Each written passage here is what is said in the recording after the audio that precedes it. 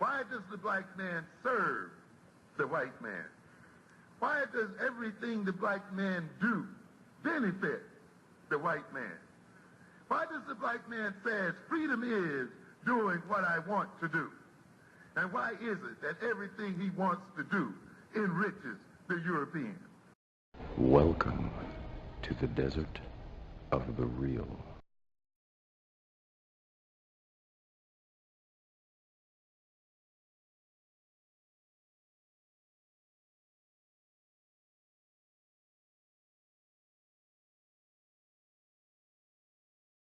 You got people saying, what can you do for Africa? You want to go to Africa, what can you do? Africa don't need you coming over there, But yet, you can be from Africa, come to America and benefit from all of the civil rights struggles and works that blacks did here in America, and that's okay.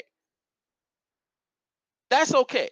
You can piggyback off of the work that we did, and that's cool. But you don't want to give us a nation state on a continent where our ancestors came from? Listen, I'm starting to get heated. Let me calm it down.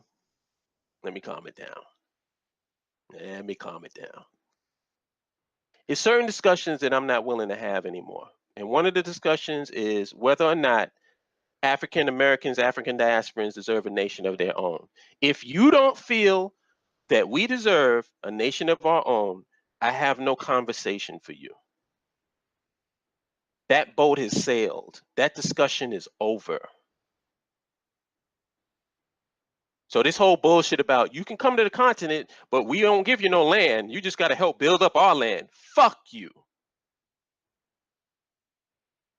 Fuck you. And I mean that sincerely. Because you disrespecting me by saying that. You disrespecting my people by saying that. You disrespecting African Americans, and you disrespecting Africans in the diaspora by making that statement. If the fucking Chinese can have a piece of Africa, then we can have a piece of Africa. If every other nation on this fucking earth can go over there carving up the motherland and you can work with them, then you can work with us. And keep in mind, I don't want to put this us against them things, because I don't have a beef or a problem with continental Africans. I want to be specific and clear with that. But they have their own bootlicking niggas amongst them, just like we have our own bootlicking niggas amongst African Americans and African diasporans. So none of us holds the market on that bullshit. But I'm speaking about the bootlicking niggas who call themselves, who are from the continental African demographic. I'm not talking about all continental Africans, because I'm dying to work with my brothers and sisters on the continent, because that's who they are.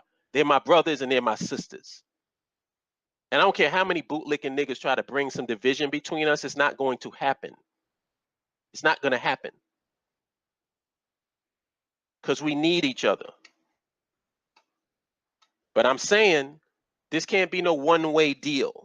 We haven't had any land or inability to have any socioeconomic and political control over the context of our reality. We've always had to live under somebody else's infrastructure, under somebody else's rule, under somebody else's laws. So don't tell me I'm going to leave the rules and the laws of the white man and then come under the rules and the laws of somebody else without establishing something of my own. We can coexist on the continent with an Afrikstan. Just like you can have a Nigeria on the continent, you can have a Senegal on the continent, you can have a Namibia on the continent, you can have an Angola on the continent, you can have an Ethiopia on the continent. Nobody ever goes to any of those nations and accuses them of being divisive just because they have a nation of their own. So what's the problem with African Americans and African diasporans having a nation of our own on the continent? How is that being divisive on the continent when nobody else is accused of being divisive because they got a nation of their own? So that discussion's over. It was war they wanted and war they got, but they wrote it in the heat where my Uzi got hot when I